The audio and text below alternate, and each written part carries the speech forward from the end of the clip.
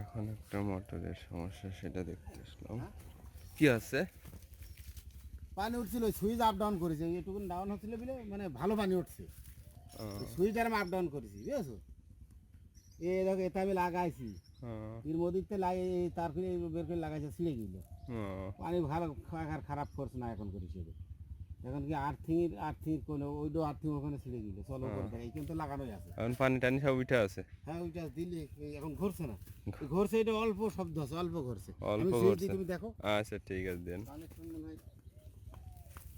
Switch দেখে বলে up down করাইছি, সুইচটা আপ ডাউন করাইছি। আর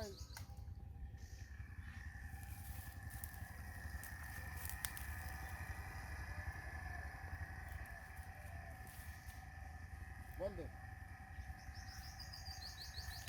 মোটরটার সমস্যা আছে কি আমরা এখন দেখব। সুইচটা আপ ডাউন করাতে এরকম হয়ে গিয়েছে। এই আর্থিং, এই দেখো এই আর্থিং এই তার ছিঁড়ে গিয়েছে। আমরা এখানে একটা মোটরের কাজ করতে আসছে।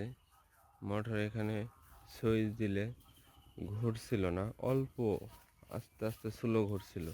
কোনো একটা তারের মিসিং ছিল, সেই কারণে পানি উঠছিল না আস্তে আস্তে। এখন আমরা এখানে সমস্যা পেলাম, কাট আউটটা অনেক পুরাতন, অনেক দিনকার কাট আউট। সুইচটা অনেক পুরাতন, পানি পড়ে আয়রন পড়ে এটা নষ্ট হয়ে গেছে। এখন আমরা মোটরের ডাইরেক্ট লাইন দিয়ে দেখা যাচ্ছে পানি উঠতেছে,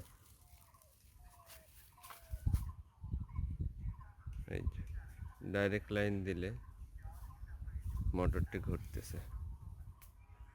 আমরা দেখাই দিব আপনাকে সুইচ বাদে কিভাবে মোটরটি পানি উঠছে।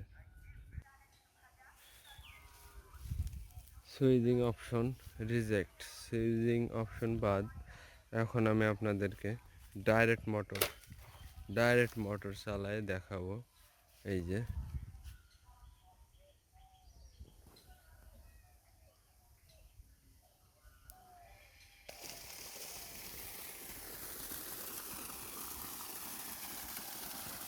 ডাইরেক্ট মোটর, সুইচ ছাড়াই মোটরটি আবার পুনরায় চলতেছে।